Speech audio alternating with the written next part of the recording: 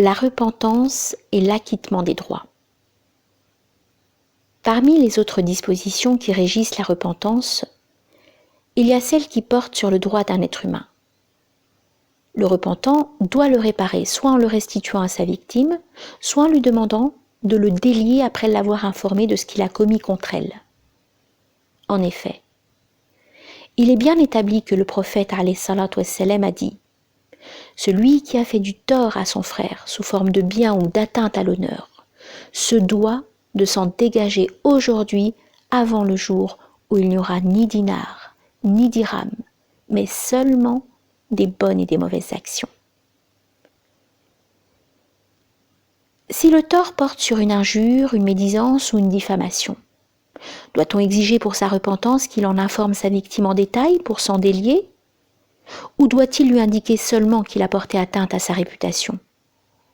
Ou encore, doit-il s'abstenir de l'informer en se contentant de se repentir entre lui et Dieu, sans avertir celui qui l'a diffamé? Il y a 3 thèses à ce sujet, dont notamment 2 versions scripturaires rapportées par l'imam Ahmed sur la peine qu'encourt le diffamateur. En effet, la question qui se pose à son propos est la suivante. Doit-on exiger dans la repentance du diffamateur qu'il informe ou non sa victime et qu'il se dégage ou non de son forfait? Selon la doctrine des imams Shafi'i, Abu Hanifa et Malik, il doit l'informer et s'en délier.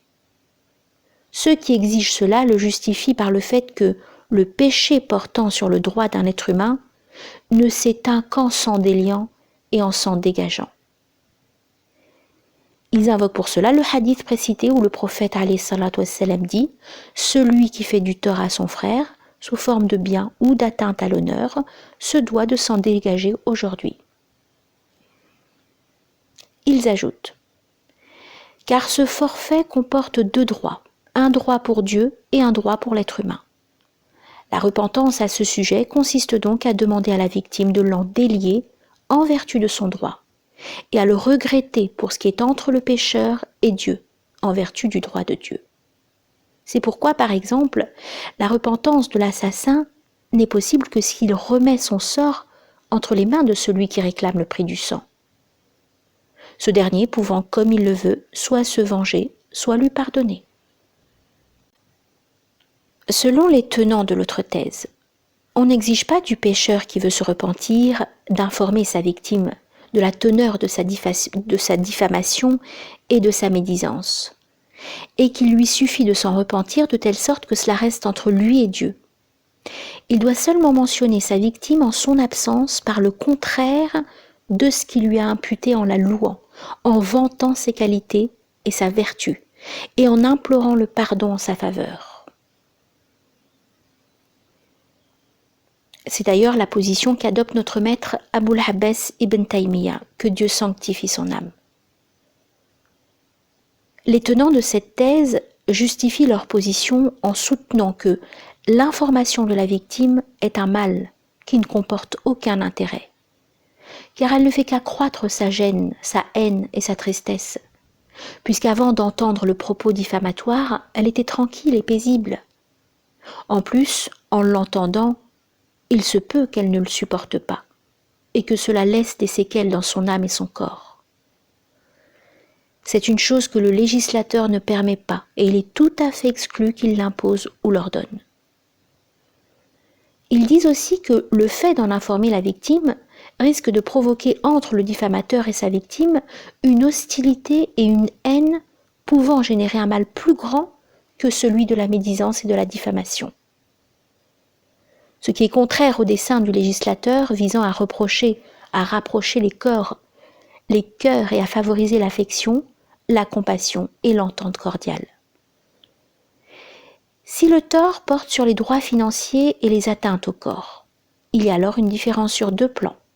D'une part, la victime peut tirer profit lorsqu'on lui restitue ses droits, donc il ne faut pas les cacher, et c'est son droit pur dont le pécheur doit s'acquitter en le lui restituant. Contrairement au forfait de la médisance et de la diffamation, où il n'y a rien qui puisse être utile à la victime, à part la gêne et la provocation. D'autre part, si on l'informe de ses droits, la victime ne sera pas gênée, et cela ne provoquera chez elle ni emportement, ni animosité. Il se peut même qu'elle s'en réjouisse en pensant à la réparation. Parmi les autres dispositions qui régissent la repentance, il y a celle qui consiste à se demander, lorsque le serviteur se repent du péché, revient-il au degré qu'il avait avant que la consommation du péché le fasse rétrograder ? Il y a aussi divergence à ce sujet. Pour les uns, il revient à son degré parce que la repentance efface entièrement le péché. Et ce qui indique son degré réside dans ce qu'il possède comme foi et œuvre pie. Il revient donc à son premier degré grâce à la repentance. Ils disent aussi que la repentance est elle-même une grande bonne action et une œuvre pie.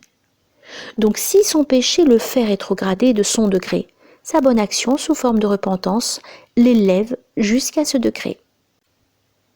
Ceci est semblable à l'homme qui tombe dans un puits et qui a un ami bienveillant. Celui-ci lui envoie une corde à laquelle il s'accroche pour regagner sa position initiale. La repentance et l'œuvre pie sont comparables à ce compagnon et ami bienveillant. Pour d'autres, il ne peut regagner son degré et son état parce qu'il n'était pas en arrêt, mais en pleine ascension. Et avec le péché, il s'est trouvé en pleine chute. Aussi, lorsqu'il se repent, il sera privé de cette part qui le prédisposait à l'élévation. Ils disent aussi que son cas s'apparente à celui de deux hommes qui marchaient côte à côte dans le même sentier. Puis l'un eut à faire face à quelque chose qui le repoussa en arrière ou l'arrêta, pendant que l'autre poursuivait son chemin. Si cet homme parvient à surmonter sa difficulté à se lancer dans la poursuite de son compagnon, il ne le rattrapera jamais, car chaque fois qu'il effectue une étape, son compagnon accentue son avance. D'autant plus, ajoute-t-il, que ce compagnon avance grâce à l'énergie de ses œuvres et de sa foi. Plus il avance, plus sa force s'accroît, tandis que pour celui qui a régressé et s'est arrêté, la puissance de son avance et de sa foi s'est affaiblie par son arrêt et sa régression. J'ai entendu le Cheikh al-Islam ibn Taymiyyah, que Dieu le prenne en miséricorde, évoquer cette divergence avant d'ajouter ceci. Ce qui est sûr, c'est qu'il y a parmi les repentants ceux qui reviennent à la position initiale et ceux qui n'y reviennent pas. Certains de ceux qui reviennent atteignent même après leur retour une position encore plus élevée et deviennent meilleurs par rapport à ce qu'ils étaient avant le péché. Ainsi, le prophète Daoud, alayhi salam, fut meilleur après la repentance qu'il ne l'était avant le péché. Ceci, dit-il, dépend de l'état du repenti après sa repentance, de son sérieux, de sa vigilance et de l'ampleur de son effort. Si cela devient grand par rapport à ce qu'il était avant le péché, cet homme est meilleur par rapport à ce qu'il était et sa position sera plus élevée. Si cela est comparable à son état antérieur, il sera comme auparavant, et si c'est inférieur, il ne reviendra pas à son degré initial. Il donne comme exemple celui d'un homme sorti en toute hâte de chez lui pour occuper le premier rang de la prière en commun. En cours de route, il a croisé quelqu'un qui l'a tiré par le vêtement et l'arrêta un moment dans l'intention de lui faire manquer sa prière. Cet homme a le choix entre deux attitudes à adopter à l'égard de celui qui l'a croisé. Ou bien il se met à bavarder avec lui et à s'occuper de lui jusqu'à ce qu'il rate la prière, et c'est l'état de celui qui ne se repent pas, ou bien il cherche à l'éviter et le fuit pour ne pas manquer la prière. Ensuite, cet homme devra adopter l'une des trois attitudes suivantes. Ou bien sa marche est rapide pour rattraper ce qu'il a raté à cause de son arrêt, il peut même le rattraper et aller plus loin, ou bien il reprend sa marche précédente. Ou bien cet arrêt provoque chez lui du relâchement et de la négligence. Il rate ainsi le mérite du premier rang et la participation à la prière en commun. Ceci amène à se poser une question très intéressante. Est-ce que le serviteur obéissant qui n'a pas désobéi est meilleur que le pécheur qui s'est repenti à Dieu d'une repentance sincère ou l'inverse est-il vrai? Il y a des divergences sur cette question. Ainsi, certains font prévaloir le mérite de celui qui n'a pas désobéi par rapport à celui qui a désobéi et qui s'est repenti sincèrement. Ils invoquent les arguments suivants. Le premier, les meilleures créatures et les plus parfaites sont celles qui sont les plus obéissantes à Dieu. Or, celui qui n'a pas désobéi est plus obéissant, donc il est meilleur. Le deuxième, pendant que le désobéissant s'occupe de sa désobéissance, l'homme obéissant le devance de plusieurs étapes sur l'échelle de leur ascension et obtient un degré plus élevé que lui. Car le maximum que pouvait faire le désobéissant, c'est en se repentant de reprendre son cheminement pour le rejoindre, pendant que l'autre poursuivait sa marche. Comment peut-il le rejoindre dans ces conditions? Le troisième, la finalité de la repentance, c'est d'effacer les méfaits de cet homme désobéissant pour qu'il devienne semblable à celui qui ne les a pas commis, de telle sorte que son ouvrage, pendant la période de sa désobéissance, soit neutre, ni en sa faveur ni contre lui. Or, peut-on comparer cet ouvrage à celui de l'homme déjà gagnant? Le quatrième, Dieu se courrouce pour la désobéissance à ses commandements. Or, pendant que l'homme désobéissant s'occupait des péchés, il ne récoltait que le mépris et le courroux. L'homme obéissant, au contraire, récoltait l'agrément, car Dieu n'a cessé d'être satisfait de lui. Nul doute qu'il est meilleur que celui dont Dieu a été satisfait, puis courroucé, puis finalement agréé de nouveau.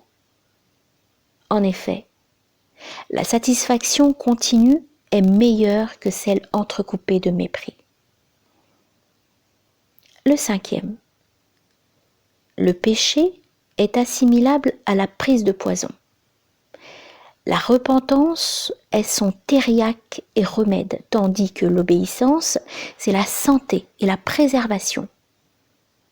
Or, une santé et une préservation continuelles sont meilleures qu'une santé ternie par la maladie et la prise du poison, qui risque parfois de conduire à l'irrémédiable. Le sixième, celui qui désobéit est gravement menacé, car il tournoie au milieu de trois choses. D'une part la perte en prenant le poison, d'autre part la diminution de la force et son affaiblissement si seulement il est sauvé de sa perte, et enfin la récupération de sa force antérieure ou d'une force plus grande est exclue.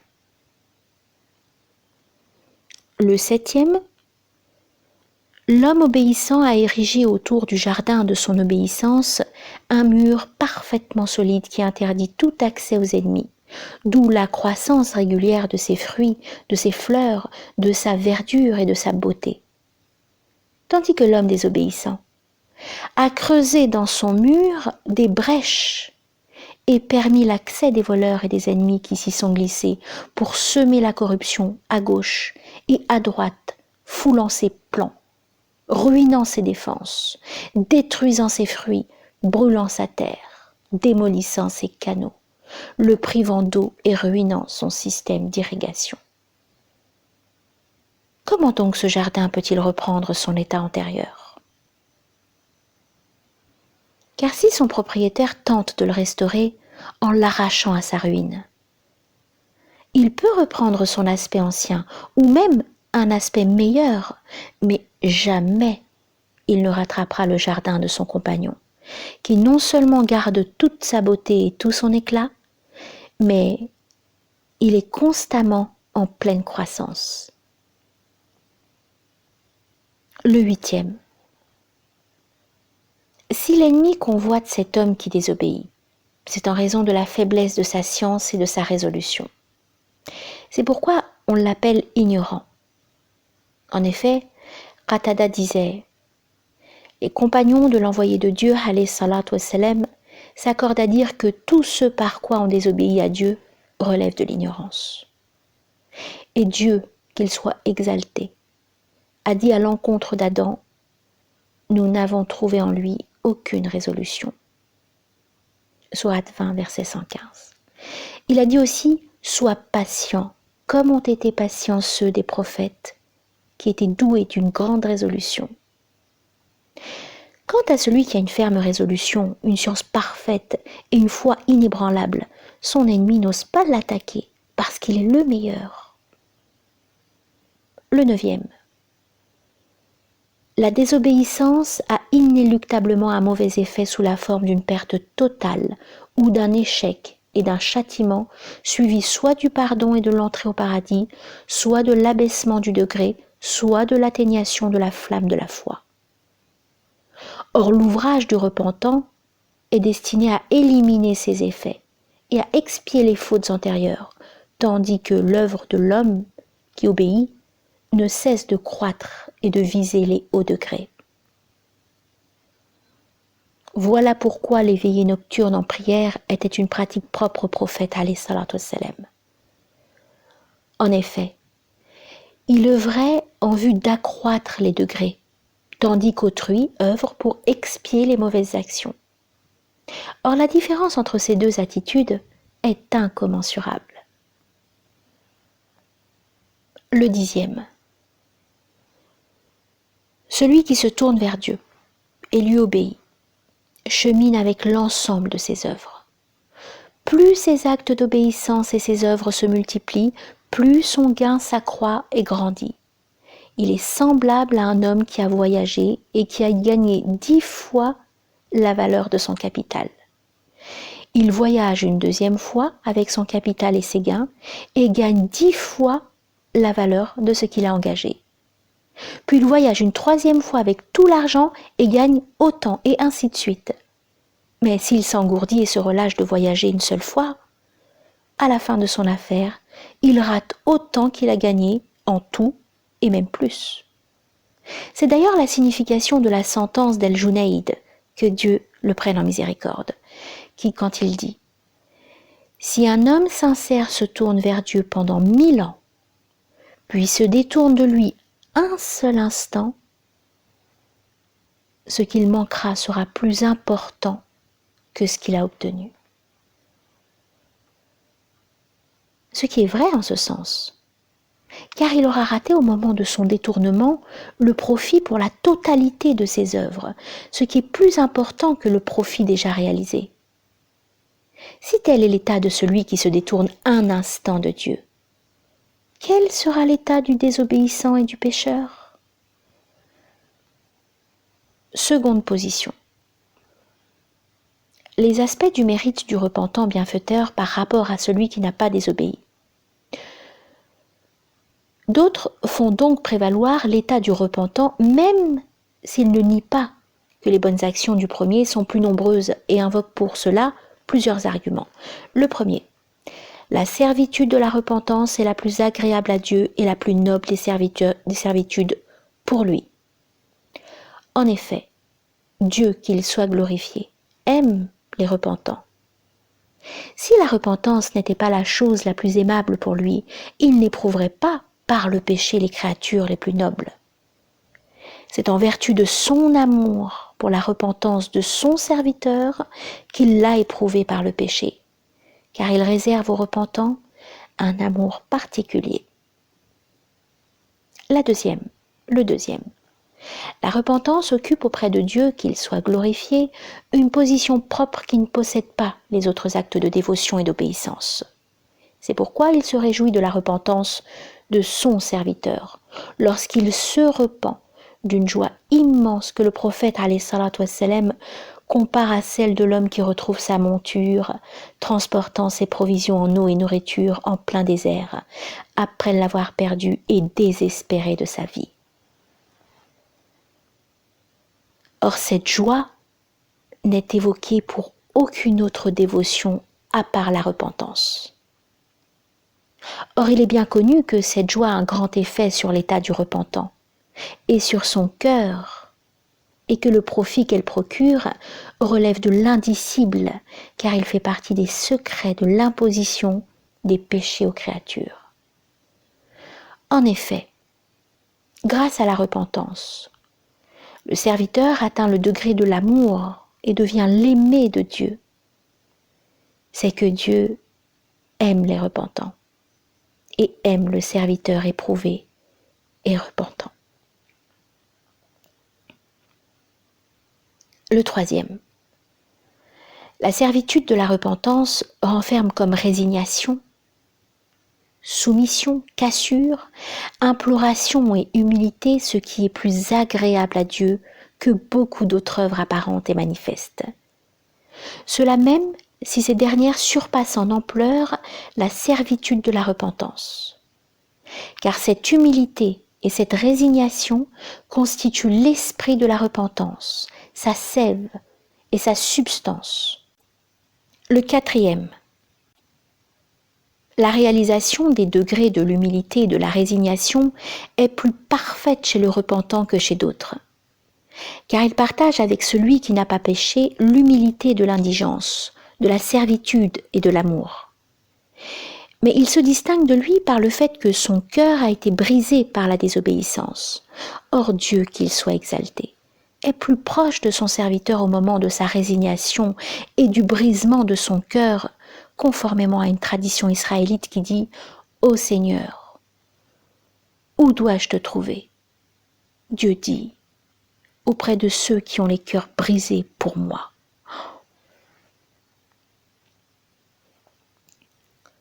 Voilà pourquoi le moment où le serviteur est le plus proche de son Seigneur, c'est quand il est prosterné. Car c'est une attitude d'humilité, de résignation entre les mains de son Seigneur. Médite donc cette parole du prophète alayhi salatu wassalam, rapportant ce que dit son Seigneur, qu'il soit exalté et magnifié. Il dira au jour de la résurrection, « Ô fils d'Adam, je t'ai demandé de me donner à manger et tu ne m'as pas nourri. » Le fils d'Adam dit, « Seigneur, comment te nourrir, toi, le Seigneur des mondes ?» Dieu lui dit, « Mon serviteur un tel t'a demandé de lui donner à manger et tu ne l'as pas nourri. Si tu l'avais nourri, tu retrouverais cela auprès de moi. Ô fils d'Adam, je t'ai demandé de me donner à boire et tu ne m'as pas abreuvé. » Le fils d'Adam dit, « Seigneur, comment t'abreuver toi, le Seigneur des mondes ?» Dieu lui dit, « Mon serviteur un tel t'a demandé de lui donner à boire, et tu ne l'as pas abreuvé. Si tu l'avais abreuvé, tu retrouverais cela auprès de moi. Ô fils d'Adam, je suis tombé malade et tu ne m'as pas rendu visite. » Le fils d'Adam dit, « Seigneur, comment te rendre visite, toi, le Seigneur des mondes ?» Dieu lui dit, « Mon serviteur un tel est tombé malade, et tu ne lui as pas rendu visite. Si tu lui avais rendu visite, tu me retrouverais auprès de lui. »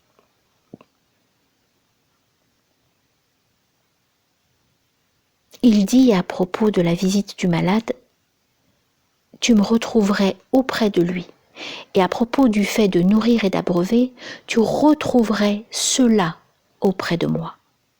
Faisant ainsi une nette distinction entre les deux situations, c'est que le malade a le cœur brisé. Et quelle qu'elle soit, la maladie le brise forcément. C'est pourquoi, s'il s'agit d'un croyant qui a le cœur brisé par la maladie, Dieu se trouve auprès de lui.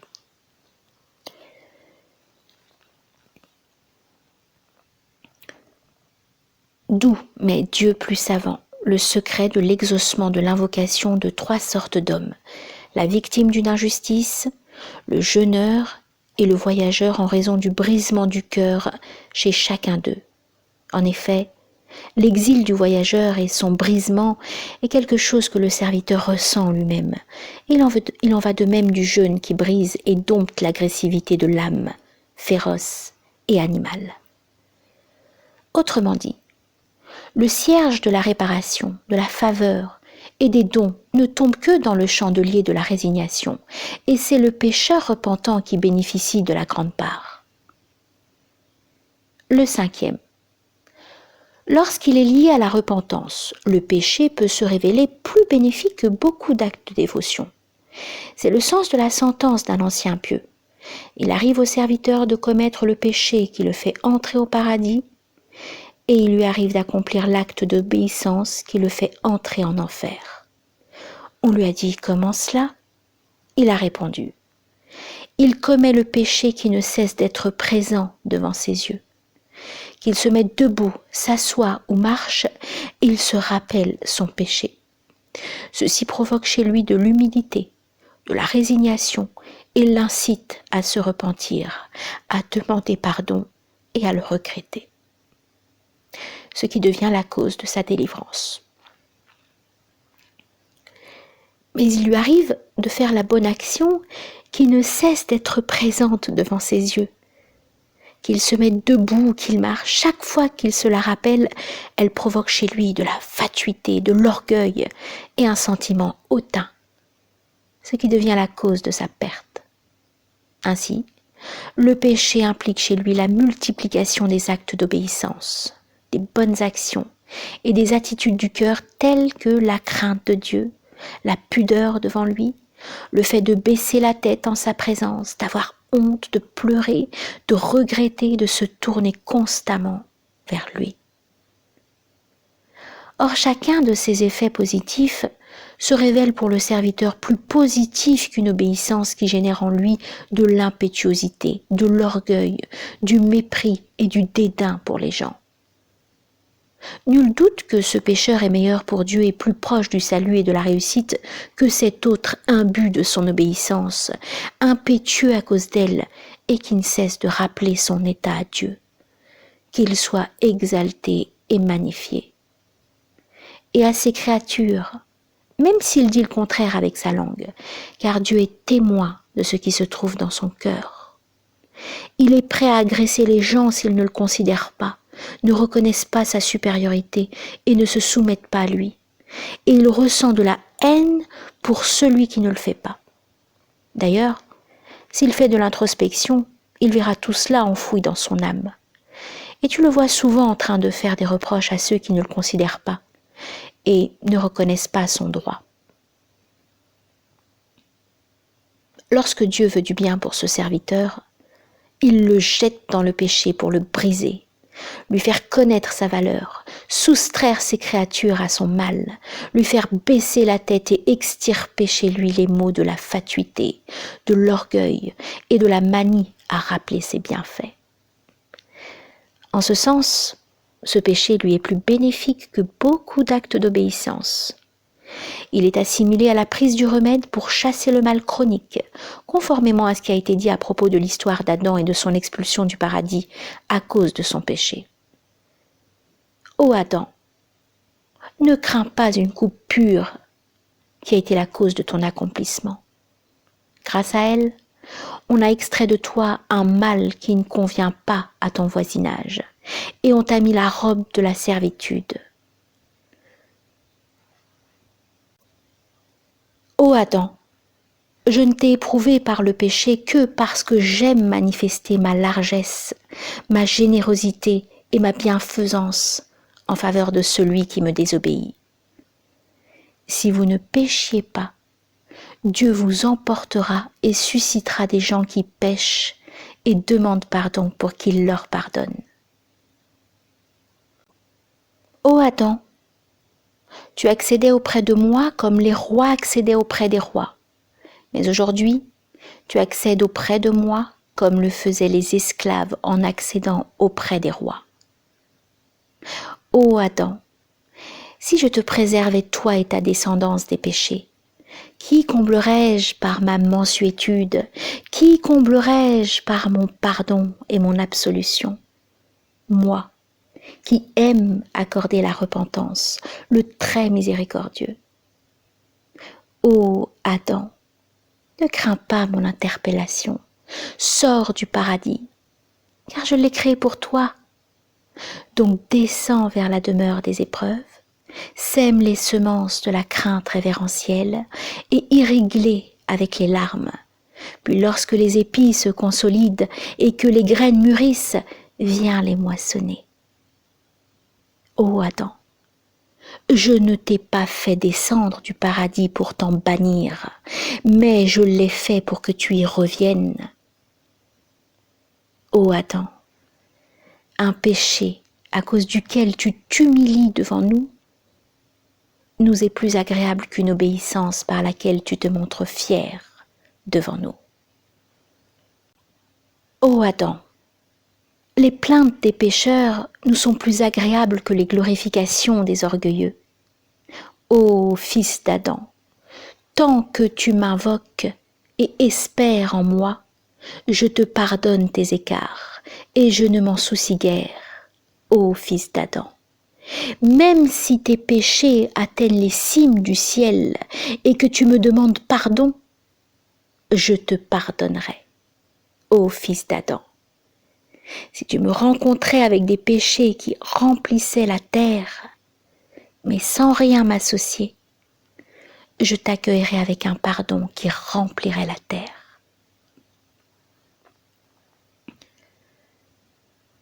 Pendant qu'un serviteur demandait à son Seigneur l'infaillibilité, tout en accomplissant des circumambulations autour de la Kaaba, il fut gagné par le sommeil et il entendit une voix lui dire « Tu me demandes l'infaillibilité et tous mes serviteurs font de même. Or si je les préservais tous, qui comblerais-je de mon pardon et de mon absolution? À qui accorderais-je la repentance? Où serait alors ma générosité, mon pardon, mon absolution et ma bienfaisance? Ô fils d'Adam, si tu crois en moi, sans rien m'associer, j'installerai les porteurs de mon trône et ceux qui se trouvent tout autour pour glorifier ma louange et demander pardon en ta faveur pendant que tu es installé dans ton lit.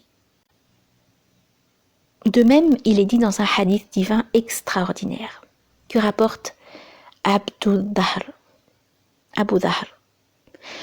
Ô mes serviteurs, vous péchez de jour comme de nuit, et moi je pardonne tous les péchés. Aussi, celui qui sait que je dispose du pouvoir de pardonner, je lui pardonne, et je ne m'en soucie guère. En référence ce verset, dit « Ô mes serviteurs, vous qui avez commis des excès à votre propre détriment, ne désespérez pas de la miséricorde de Dieu. Dieu pardonne tous les péchés. Oui, il est celui qui pardonne.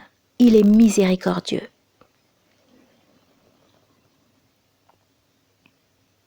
Mon serviteur, ne cède pas à l'impuissance.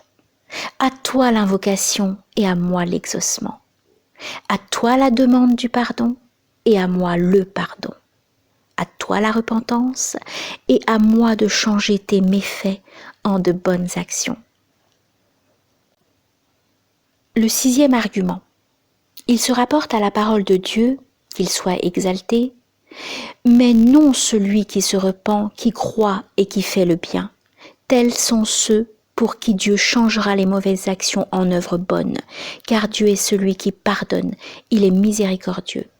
Sourate 25, verset 70. Ceci constitue l'une des plus grandes bonnes nouvelles aux repentants, lorsqu'à leur repentance s'ajoute la croyance et la bonne action, ce qui représente la réalité de la repentance. Ibn Abbas, que Dieu soit satisfait de lui, disait « Je n'ai jamais vu le prophète alayhi salatu wassalam se réjouir d'une chose comme il l'a été à l'occasion de la révélation du verset suivant. Oui, nous t'avons accordé une éclatante victoire, afin que Dieu te pardonne tes premiers et tes derniers péchés. » Mais on a divergé sur la nature de ce changement des méfaits en de bonnes actions. Doit-il intervenir dans le bas monde ou dans la vie future? Et on a adopté 2 thèses à cet égard. Selon Ibn Abbas et ses disciples, il s'agit du remplacement de leurs mauvaises œuvres par de bonnes. Ainsi, à la place du polythéisme, il leur a donné la foi, à la place de la fornication, il leur a donné la continence, et à la place du mensonge, la véracité, et à la place de la hantise, l'intégrité. Le sens du verset serait le suivant.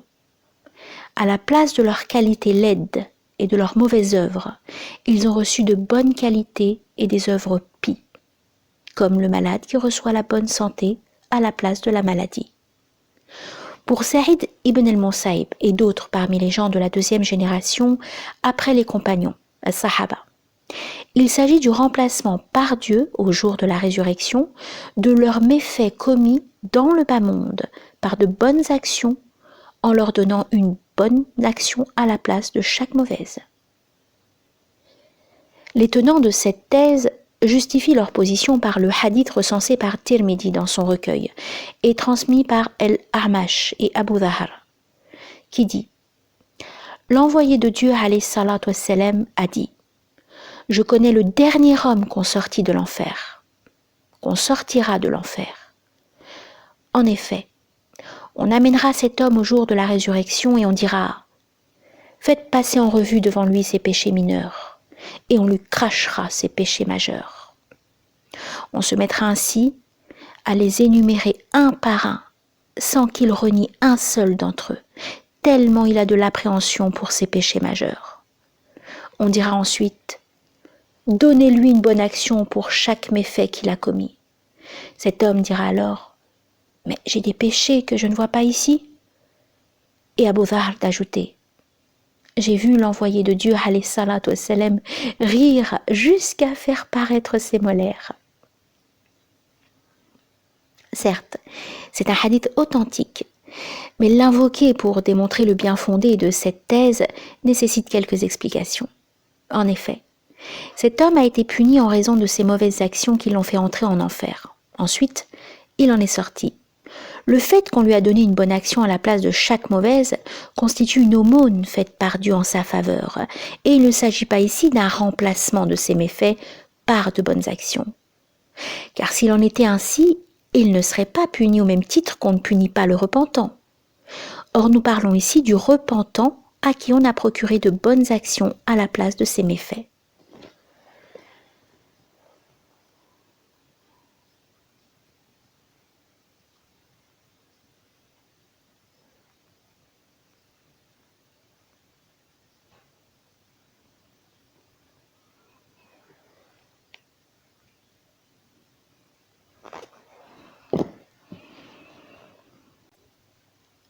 Le septième argument, c'est que le repentant a transformé par son regret chaque méfait en une bonne action, car le regret constitue une repentance pour chaque méfait. D'un autre côté, se repentir de chaque péché constitue une bonne action. Ainsi, chacun des péchés qu'il a commis s'élimine par la repentance qui prend sa place et qui est une bonne action. Il a, en vertu de cette considération, une bonne action à la place de chaque méfait. Médite cela, car c'est quelque chose de très subtil. De ce fait, cette bonne action pourrait être en valeur égale ou inférieure ou supérieure à ce méfait. Cela en fonction de la sincérité de la repentance, de la véridicité du repenti, dans sa repentance et de ce qui s'y mêle comme œuvre du cœur dont l'intérêt et l'utilité dépassent la nuisance de ce méfait. Et tout ceci relève des secrets et des subtilités des questions de la repentance. Le huitième argument. Le péché de celui qui connaît Dieu et son commandement peut induire des bonnes actions qui se révéleront plus grandes et plus importantes que lui, plus bénéfiques et plus agréables à Dieu que sa préservation par rapport à ce péché. Ceci sous forme d'humilité, de résignation, de crainte, de retour sincère vers Dieu, de revanche, entre guillemets, en provoquant le malin par un bienfait ou de bonnes actions de grande envergure, au point d'amener Satan, que Dieu nous en protège, à dire « si seulement je ne l'avais pas piégé ». Ainsi, Satan regrette de l'avoir commis. Mais la différence est incommensurable entre les deux formes de regret. D'autant plus que Dieu, qu'il soit exalté, aime chez son serviteur qu'il provoque son ennemi et le mette hors de lui. Car comme il a été déjà indiqué, cela relève de la servitude et des secrets de la repentance. Ainsi, le fait que le serviteur provoque l'ennemi par la repentance et la revanche, que Dieu trouve agréable sa repentance, et que celle-ci génère l'accroissement des œuvres pies, tout cela implique que le méfait soit remplacé par une bonne action, sinon par plusieurs. Regarde bien sa parole. Dieu changera les mauvaises actions en œuvres bonnes. Il n'a pas dit que chaque mauvaise action sera remplacée par une œuvre bonne, ce qui autorise à penser que chaque mauvaise œuvre sera changée en plusieurs œuvres bonnes. Pour ce qui est du hadith précédent, celui qui a été puni à cause de ses péchés ne les a pas convertis dans le bas monde en de bonnes actions grâce à la repentance sincère et ses conséquences positives. Donc, il n'avait pas de quoi remplacer le méfait par la bonne action. C'est pourquoi lui fut octroyé à la place de chaque méfait une bonne action. Pour le reste, le prophète alayhi salatu wassalam a gardé le silence sur les péchés majeurs. En arrivant à leur niveau, il ria sans expliquer ce que Dieu fera d'eux et indiqua seulement que Dieu remplacera chaque péché mineur par une bonne action. Mais ce hadith recèle une allusion subtile qui montre que ce changement englobe les péchés mineurs et majeurs. Ceci en vertu de deux indications. La première, c'est sa parole « Cachez-lui ses péchés majeurs ». Ceci constitue une indication sur le fait qu'en voyant le changement des péchés mineurs, il se souviendra des majeurs et espérera leur remplacement, de sorte que ce remplacement ait chez lui beaucoup plus d'effet que celui des péchés mineurs, ce qui lui procurera beaucoup de joie et de contentement. La deuxième, le prophète alayhi salatu wassalam ria en évoquant cela. Or, ce rire indique l'étonnement du serviteur devant la bienfaisance dont il est bénéficiaire et la reconnaissance de ses propres péchés sans qu'on l'exige de lui, puisqu'on a mentionné devant lui que ses péchés mineurs. Béni soit Dieu, le Seigneur des mondes, le plus généreux des généreux, le plus libéral des libéraux, le bienveillant, le bon, qui comble ses serviteurs par toutes sortes de bontés et la leur fait parvenir par des moyens multiples. Il n'y a de Dieu que lui, le tout miséricordieux, le très miséricordieux.